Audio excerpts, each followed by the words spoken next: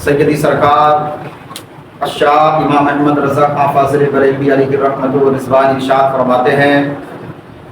हाजियो आओ शहनशाह का रोज़ा देखो, हाजियो आओ शहनशाह का रोज़ा देखो, काबा तो देख चुके काबे का काबा देखो, और गौर से सुन तो रज़ा काबे से आती है सदा,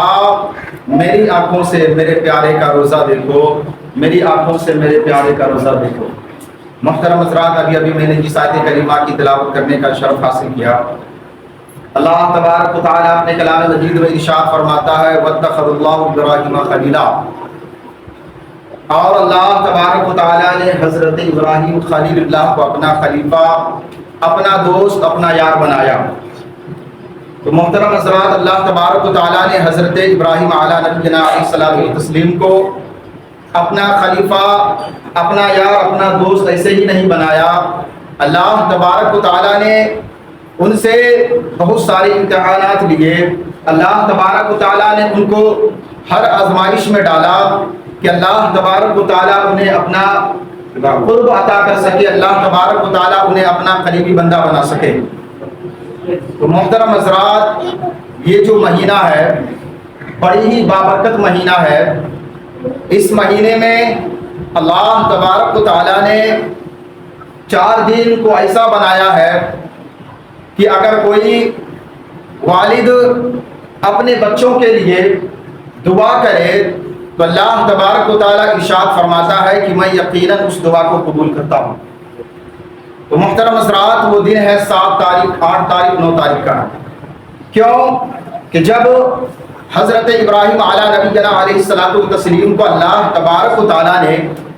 कोई औलाद अता नहीं किया था, अल्लाह तबारक व तआला ने हज़रत इब्राहीम अला नबीना अलैहिस्सलातु व तस्लीम को कोई बेटा अता ना किया था, तो हज़रत इब्राहीम अला नबीना अलैहिस्सलातु व तस्लीम इसी तारीख को अल्लाह की बारगाह में जो है बड़ी ही खुसूसियत के साथ दुआ मांगा करते थे, हे मेरे रब्बे ज़ुल जलाल, ये मेरे पालनहारा, मुझे मेरे बुढ़ापे के लिए, मेरे बुढ़ापे के सहारे के लिए मुझे तू एक बेटा अता कर दे, मुझे तू एक औलाद अता कर दे। तो मुहतरम हज़रात, मैं आपको बताना चाहता हूँ कि अल्लाह तबारक व तआला अपने नेक बंदे को, अल्लाह तबारक व तआला अपने खास बंदे को खास कैसे बनाया करता है। तो मैं आपसे कहना चाहता हूँ, हज़रत इब्राहीम अला नबीना अलैहिस्सलातु व तस्लीम जो है बूढ़े हो गए, और जो है हज़रत सारा वो भी जो है बूढ़ी हो गई, और उनके साथ एक गुलाम थी। अल्लाह तबारक व तआला ने देखे कि इंसान को कैसे अल्लाह तबारक व तआला उसके दर्जात को बुलंद किया करता है। तो मुहतरम हज़रात, एक मर्तबा हज़रत इब्राहीम अला नबीना अलैहिस्सलातु व तस्लीम की नज़र एक बच्चे पे पड़ जाती है, और वो अपने दिल में सोचा करते हैं कि मेरे पाक परवरदिगार आलम, अगर ये बेटा, अगर ये लड़का मेरे पास भी मेरे बेटे के शक्ल में होता तो यकीनन मैं बुढ़ापे में उसे अपना सहारा बना था। जैसे ही ये बात हज़रत सारा रज़ी अल्लाह तआला अन्हा सुनती है, उनका सीना चाक चाक हो जाया करता है, उनके आंखों से आंसू बहने लगते हैं। वो अल्लाह की बारगाह में अर्ज करती है, ए मेरे पाक परवरदिगार आलम, मैं तो बूढ़ी हो चुकी हूँ, मेरे अंदर इतनी उसात नहीं कि मैं औलाद पैदा कर सकूं। फिर हज़रत सारा जो है हज़रत इब्राहीम अला नबीना अलैहिस्सलातु व तस्लीम को कहती है कि आप जो है हज़रत हाजरा से निकाह कर ले, यकीनन अल्लाह तबारक व तआला जो है आपको औलाद अता फरमाएगा, और वो औलाद जो है आपके लिए जो है बुढ़ापे का सहारा बन जाएगा। वही औलाद जो है आपको आगे चलकर बुढ़ापे का सहारा बनेगा और आपके नाम को ऊंचा करेगा। तो देखे मुहतरम हज़रात, अल्लाह तबारक व तआला जो है इंसान को कैसे जज़ा बख्शता है, अल्लाह तबारक व तआला जो है इंसान के दर्जात को कैसे बुलंद किया करता है। तो मुहतरम हज़रात, हर इंसान को चाहिए कि वह जो है अल्लाह पर तवक्कल करे। हर इंसान को चाहिए कि उसकी नीयत यह होनी चाहिए, सबसे बड़ा अगर कोई मालिक है, अगर सबसे बड़ा कोई खालिक है, वो रब्बे ज़ुल जलाल है। वो रब्बे ज़ुल जलाल जो हज़रत इब्राहीम अला नबीना अलैहिस्सलातु व तस्लीम को 60 साल की उम्र के बाद भी अगर अल्लाह तबारक व तआला औलाद अता कर सकता है, तो आप इस چیز کو مانو کہ اللہ تبارک و تعالیٰ آپ کی بھی بات کو سنے گا، اللہ تبارک و تعالیٰ آپ کے آرزو کو بھی پورا کرے گا۔ مگر محترم حضرات لگن ہونی چاہیے، مگر حضرات وہ محبت ہونی چاہیے، تب جا کر اللہ تبارک و تعالیٰ جو ہے آپ کی دعا کو قبول کرے گا۔ تو محترم حضرات یہ سلسلہ بسلسلہ چلتا رہا۔ اللہ تبارک و تعالیٰ نے حضرت حاضرہ سے جو ہے اللہ تبارک و تعالیٰ نے حضرت اسماعیل علیہ السلام کو جو ہے اس دنیا میں بھیجا۔ تو محترم حضرات میں ایک بات آپ کو بتانا چاہتا ہوں، یہ سارا جو ہے یہ واقعہ جو ہے یہ نتیجے جو ہے آپ دیکھیں آخر چل کر کہاں جا رہا ہے، آخر رب جو ہے اس چیز کا جو ہے اعلان کیسے کر رہا ہے، اپنے بندے کو اپنے سے قریب جو ہے رب العالمین کیسے کیا کرتا ہے۔ تو محترم حضرات دن گزرتے گئے، رات گزرتے گئے، لمحے گزرتے گئے، حضرت ابراہیم علیہ السلام ایک رات سوتے ہیں اور وہ خواب میں کیا دیکھتے ہیں کہ اللہ تبارک و تعالیٰ جو ہے قربانی یعنی اللہ تبارک و تعالیٰ جو ہے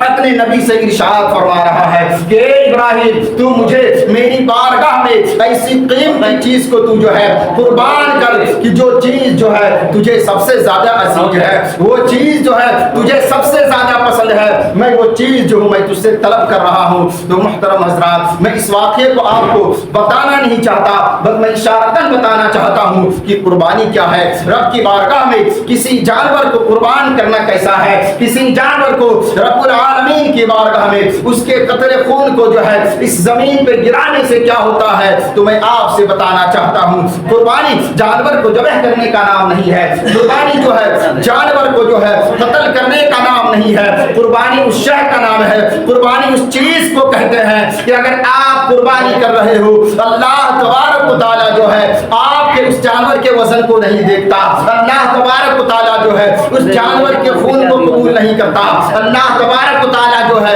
اس جانور کے گوشت کو قبول نہیں کرتا۔ اگر رب العالمین کوئی چیز قبول کر رہا ہے، اگر رب العالمین کسی چیز کو اپنی بارگاہ میں پسند کر رہا ہے تو آپ کا عقیدہ ہے، وہ آپ کا ایمان ہے، وہ آپ کی لگن ہے۔ اگر لگن ہو کہ میرا رب میرے اس جانور کے قربانی سے اللہ رب العزت مجھے جزا بخش دے، وہ یقیناً جو ہے وہ قربانی آپ کی قبول ہوگی۔ مگر آج مسلمانوں کا یہ رویہ ہو چکا ہے، آج ایمان والوں کا یہ مرحلہ بن چکا ہے، ان کے ذہن میں یہ بات پیدا ہو چکی ہے کہ اگر میں سب سے زیادہ قیمتی جانور لاتا ہوں، اپنے محلے میں سب سے زیادہ وزنی جانور کو لاتا ہوں تو میرے نام جو ہے چاروں جانب جو پھیل جائیں گے، لوگ ہمیں یہ کہا کریں گے کہ فلاں شخص ہے جو قربانی میں اتنی قیمت کی جانور کو لے کے آیا ہے، اتنے وزن کے جانور کو لے کے آیا ہے۔ تو میں آپ سے کہنا چاہتا ہوں وہاں پہ وزن کی بات نہیں ہے، بس بات اتنی ہے کہ اگر کوئی جانور یعنی دمبا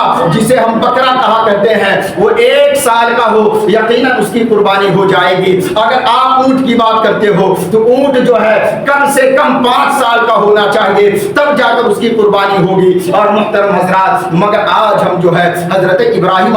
نبی علیہ السلام کے سنت کو بھول چکے ہیں، ان کے عقیدے کو بھول چکے ہیں، ان کی لگن کو بھول چکے ہیں۔ جب اللہ نے انہیں آزمانا چاہا، جب اللہ نے انہیں ان کا اگزام لینا چاہا، اللہ نے جب اسے اپنا بندہ بنانا چاہا تو آقا صلی اللہ تعالیٰ علیہ وسلم کی شان دیکھے کہ اللہ تبارک و تعالیٰ نے جو ہے ان کے بیٹے حضرت اسماعیل نبی علیہ السلام کے پیشانی میں آقا صلی اللہ تعالیٰ علیہ وسلم کا نور تھا، اور حضرت اسماعیل نبی علیہ السلام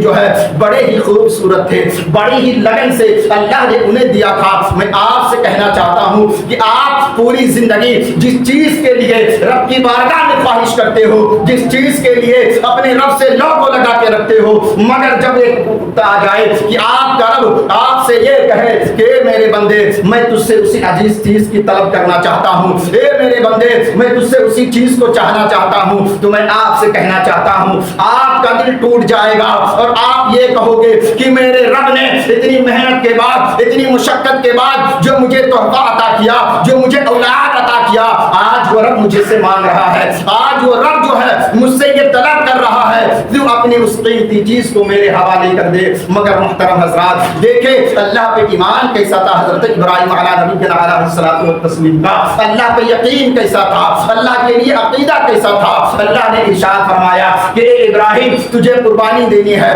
پہلی رات سے جب وہ جگے سو اٹھ کے انہوں نے قربانی دی، پھر دوسری رات میں فرشتوں نے انہیں خواب دکھایا کہ اللہ نے پھر سے قربانی مانگا ہے، پھر دوسری رات جب صبح ہوتی ہے پھر وہ سو اٹھ کی قربانی دیتے ہیں، تیسری جو ہے رات پھر وہی خواب آتی ہے کہ اللہ تبارک و تعالیٰ نے آپ سے یہ کہا ہے کہ آپ کی جو سب سے قیمتی چیز ہے، جو آپ کی سب سے لگن والی چیز ہے، جو آپ کی سب سے عقیدت والی چیز ہے، اللہ نے اس کی قربانی مانگا ہے، اللہ نے اس کی قربانی اپنی بارگاہ میں قبول کیا ہے۔ تو محترم حضرات صبح ہوا، حضرت ابراہیم علیہ نبی علیہ الصلوۃ والتسلیم ماں حاضرہ کے پاس آتے ہیں اور وہ عرض کرتے ہیں کہ اے میری فلاں فلاں، اے میری جوزا، میرے گھر سے یا میرے دوست کے گھر سے جو ہے میرے لیے دعوت آیا ہے۔ اور دوسری جگہ ائمہ کرام نے ارشاد فرمایا ہے کہ کسی مشہور بات سے کہ یہاں سے جو ہے میرے لیے دعوت آیا ہے، میں اپنے بیٹوں کو بھی لے کر جانا چاہتا ہوں۔ تو محترم حضرات دیکھیں رب جو ہے اپنے بندے کو کیسے آزما رہا ہے، رب جو ہے اپنے بندے کو بلندی کیسے عطا کر رہا ہے۔ تو محترم حضرات حضرت ہاجرہ جو ہے حضرت اسماعیل علیہ نبی علیہ الصلوۃ والتسلیم کو دولہے کی طرح سجا دیتی ہے، اور سجانے کے بعد جو ہے حضرت اسماعیل علیہ نبی علیہ الصلوۃ والتسلیم جو ہے اپنے والد کے ساتھ ہو لیتے ہیں، اور ہونے کے بعد جیسے ہی یہ واقعہ شیطان دیکھتا ہے اس کے دل میں وسوسہ پیدا ہو جاتا ہے، وہ یہ سوچا کرتا ہے اب تو یہ رب کا نیک بندہ ہو جائے گا، رب اسے کچھ خاص مقام عطا کر دے گا، اب یہ رب کی بارگاہ میں سب سے زیادہ قبولیت حاصل کرنے والا جو ہے بندہ بن جائے گا۔ آخر اسے جو ہے اس کام سے کیسے روکا جائے، آخر جو ہے اسے اس کام سے کیسے بھٹکایا جائے۔ تو محترم حضرات سب سے پہلے وہ شیطان جو ہے ایک بزرگ کا روپ لے کر جو ہے حضرت ہاجرہ کے پاس آتا ہے اور وہ عرض کرتا ہے کہ اے ہاجرہ کیا تجھے پتا ہے کہ تیرے شوہر نے تیرے بیٹے کو اسماعیل کو کہاں لے کر گئے ہیں؟ تو حضرت ہاجرہ کہتی ہے کہ انہوں نے ہم سے کہا ہے کہ میں اسے فلاں فلاں جگہ دعوت میں لے کر جا رہا ہوں۔ وہ شیطان کہتا ہے ارے ہاجرہ یہ بات نہیں ہے، بات یہ ہے کہ ان کے رب نے انہیں یہ کہا ہے کہ جو چیز آپ کے پاس سب سے زیادہ قیمتی ہے وہ چیز میری بارگاہ میں قربان کرو۔ حضرت ابراہیم علیہ نبی علیہ الصلوۃ والتسلیم حضرت اسماعیل کو قربان کرنے کے لیے لے کر جا رہے ہیں، انہیں ذبح کرنے کے لیے لے جا رہے ہیں۔ جب حضرت ہاجرہ یہ بات سنتی ہے کہ میرے رب کا یہ فرمان ہے، حضرت ہاجرہ کہتی ہے اے شیطان میں سمجھ گیا کہ تو شیطان ہے، اگر میرے رب نے مجھے ایک اسماعیل دیا ہے، اگر میرے رب نے اگر مجھے 100 اسماعیل دے اور وہ یہ کہے کہ سارے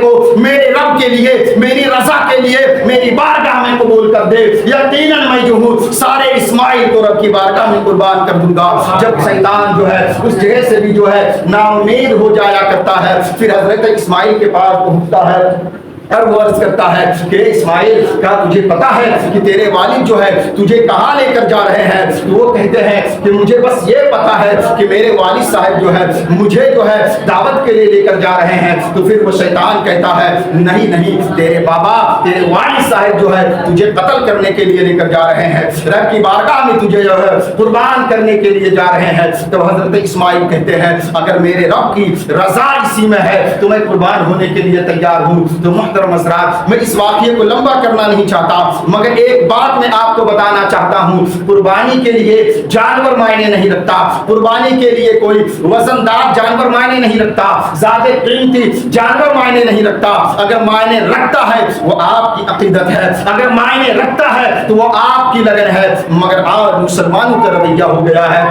تو چیلنج کرتے ہیں کہ میرے پاس جو فلاں قیمت کا بکرا ہے میں اس سے کاجو اور کشمش کھلایا کرتا تھا۔ تو محترم حضرات میں آپ سے کہنا چاہتا ہوں اور یہ بات سب سے اچھی بات ہے کہ آقا صلی اللہ تعالی علیہ وسلم جو ہے اپنی ظاہری زندگی میں ہر سال جو ہے وہ 2 قربانیاں دیا کرتے تھے، ایک قربانی اپنے نام سے اور ایک قربانی جو ہے اپنے گنہگار امت کے نام سے دیا کرتے تھے۔ اور آقا صلی اللہ تعالی علیہ وسلم جب حج پر گئے تھے تو انہوں نے جو ہے اس مقام مقام پر اس جگہ پر 63 اونٹ کا جو ہے وہ قربانی دیے تھے اور اپنے ہاتھ سے جو ہے اسے ذبح کیے تھے. مگر آج ہمارا مسلمان ایسا ہے, اگر وہ قربانی دے, ان کے نام سے اگر قربانی ہو, صاحب قربانی اگر دیکھتے ہیں کہ جانور کی قربانی دی جا رہی ہے, 2 فیٹ دور جا کر کھڑے ہوتے ہیں. تو محترم حضرات, میں آپ سے کہنا چاہتا ہوں, اللہ کا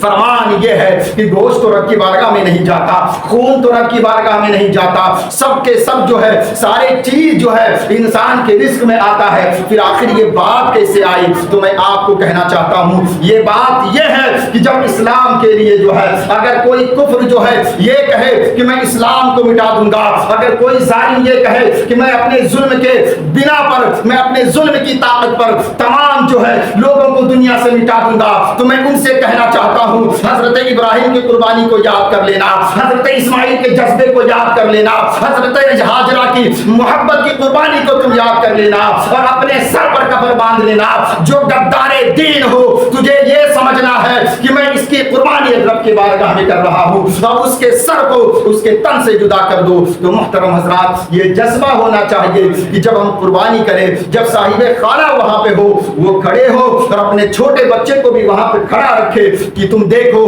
رب کی بارگاہ میں قربانی کیسے کی جاتی ہے. رب آخر جو ہے اس خون کے بدلے میں ہمیں کیا دے رہا ہے؟ اصل چیز جو ہے قربانی کرنا, کسی جانور کو مارنا نہیں ہے, بس یہ ادا کرنا ہے کہ حضرت ابراہیم نے اللہ کی رضا کے لیے حضرت اسماعیل کو جو ہے کیسے ذبح کیا. اور ذبح کی بات ہی نہیں ہے, انہوں نے تو چھری بھی چلا دی, مگر اللہ نے ان کی قربانی کو قبول کر لیا. اور وہاں پر جو ہے مینڈے یعنی جو ہے بکرے کو جو ہے اللہ تبارک و تعالیٰ نے حضرت جبرائیل کو حکم دیا کہ ان کو ہٹا کر اس بکرے کو دے دو. تو محترم حضرات, قربانی کا مقصد یہی ہے, قربانی کا مطلب یہی ہے کہ رب سے ہماری جو ہے لگن ہونی چاہیے, رب سے جو ہے ہمارا عقیدہ ہونا چاہیے. ارے خون جانور کی کوئی بات نہیں ہے, بس بات یہ ہے کہ قربانی کو آپ سمجھے, قرآن جو ہے قربانی کے فوائد کیا ہے, اس کے فائدے کیا ہے. میں پھر ایک بات کہنا چاہتا ہوں, آج کے زمانے کے حساب سے, آج کی مہنگائی جو زمانے میں پھیلی ہوئی ہے, میں آپ سے کہنا چاہتا ہوں ایسے ایسے گھر ہوں گے کہ جہاں پہ بکرے کا گوشت پورے سال میں ایک مرتبہ بھی نہیں آتا ہوگا. مگر میں یہ چیلنج کے ساتھ کہہ سکتا ہوں, یہ حضرت ابراہیم علیہ الصلوۃ والتسلیم کی سنت کی برکت ہے کہ اس دن جو ہے اللہ تبارک و تعالیٰ ہر غریب طبقے کے جو گھر میں ہے اس تبرک کو پہنچا دیا کرتا ہے. تو آپ سمجھے قربانی کیا ہے, قربانی کے فوائد کیا ہے. مگر آج قربانی کو لوگ بدنام کیا کرتے ہیں. آج لوگ جو ہے قربانی کو بازار کے جو ہے نمائندگی بنا دیے ہیں, بازار کی خوبصورتی بنا دیے ہیں. نہیں محترم حضرات, قربانی کا مطلب یہی ہے, قربانی کا مقصد یہی ہے, قربانی کا منشا یہی ہے کہ رب مجھ سے راضی ہو جائے. اگر رب آپ سے راضی ہے, دنیا کا کوئی شخص آپ سے راضی ہو یا نہ ہو, آپ کا رب اگر آپ سے راضی ہے تو یقیناً اللہ تبارک و تعالیٰ جو ہے آپ کے درجات کو بلند کر دے گا. یقیناً جو ہے اللہ تبارک و تعالیٰ آپ کے مرتبے کو بدل کر دے گا. تو میں آپ سے کہنا چاہتا ہوں, قربانی میں دل ہونا چاہیے, قربانی میں دماغ کا استعمال نہیں ہونا چاہیے. آپ یہ نہ سوچیں کہ میں قربانی کر رہا ہوں تو مجھ سے لوگ خوش ہوں گے. اور آج کا تو یہ رویہ بن چکا ہے, لوگ قربانی میں جو ہے پارٹیاں کیا کرتے ہیں, بڑے لوگوں کو دعوت دیا کرتے ہیں, اپنے پوزیشن والے کو پوچھا کرتے ہیں. نہیں محترم حضرات, قربانی کا یہ مقصد ہی نہیں ہے کہ آپ اپنے برابر سے لوگوں کو دوستی کریں, انہیں تبرک کھلائے. نہیں, اللہ نے یہ فرمایا ہے اگر آپ اس چیز کو مانتے ہو, صحیح چیز اگر صحیح ہے, غلط چیز غلط ہے, تو میں آپ سے کہنا چاہتا ہوں اگر قربانی دے رہے ہو اللہ کے لیے ایک ٹکڑے گوشت بھی اپنے گھر میں نہیں رکھو, اسے جو ہے غریبوں میں تقسیم کر دو, یہ بھی ایک قربانی ہے. مگر لوگ اس بات کو دھیان نہیں دیتے, وہ یہ کہتے اے فلاں عالم صاحب, اے فلاں جانکار لوگ, میں آپ سے کہنا چاہتا ہوں میں رب کی بارگاہ میں قربانی دینا چاہتا ہوں, میں کتنا حصہ رکھوں گا, میں رب کے لیے قربانی دے رہا ہوں, بتائیے میرے لیے کتنا جائز ہے. ارے ایک طرف رب کا نام بھی لے رہے ہو اور کہہ رہے ہو میں اپنے رب کو بھی راضی کر رہا ہوں,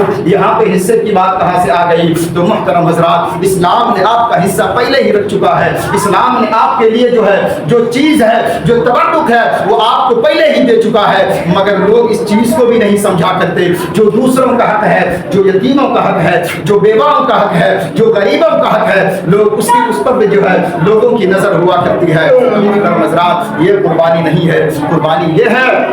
آپ اپنے اندر کی برائی کو قربان کرو. قربانی یہ ہے آپ اپنے اندر جو ہے ظلم کو جہالت کو پال رکھے ہو اس کی قربانی دو. قربانی یہ ہے کہ آپ جو ہے اپنے آپ کو بڑا سمجھتے ہو تو آپ یہ سمجھو میں اپنے رب کا بندہ ہوں, آپ اس کی قربانی دیا کرو. آپ یہ سمجھ کر کیوں قربانی دیتے ہو کہ میں جو ہوں فلاں شخص کے نگاہ میں بڑھ جاؤں گا, میں فلاں شخص کے نگاہ میں اونچا ہو جاؤں گا. نہیں محترم حضرات, آپ یہ سوچو میں رب کی نگاہ میں اونچا ہو جاؤں گا, میں رب کے لیے عزیز ہو جاؤں گا. تو محترم حضرات حضرت ابراہیم علیہ نبی علیہ الصلوۃ والتسلیم کو جو ہے اللہ تبارک و تعالیٰ نے زندہ کیوں رکھا اور جو ہے ان کے سنت کو جو ہے آخری پیغمبر یعنی جناب محمد رسول اللہ صلی اللہ تعالیٰ علیہ وسلم کے جو ہے ماننے والوں تک جو ہے اس سنت کو کیوں رکھا. تو محترم حضرات منشا یہی ہے کہ آپ جو ہے قربانی اس چیز کو سمجھ کر دے کہ میں اپنے رب کو راضی کر رہا ہوں. وہاں پہ عقیدہ دیکھے جائیں گے, جانور نہیں دیکھا جائے گا. تو آپ اس چیز کا خیال کریں,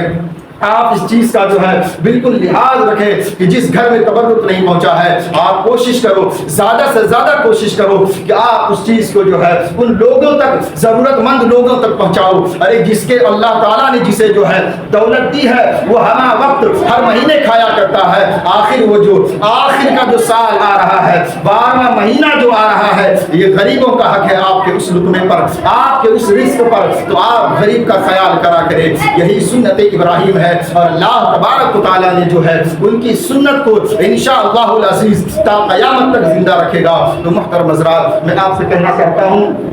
قربانی بھی ہے اور اس کے بعد جو ہے عید الاضحیٰ کی نماز جو ہے کتنے بجے آپ لوگ پڑھیں گے تو وہ آپ لوگ بتائیں گے, اور میرا کام پڑھانا ہے. آپ جب کہیں گے ہم پڑھا دیں گے, رات میں بھی پڑھا دیں گے. بتائیے کب پڑھیں گے.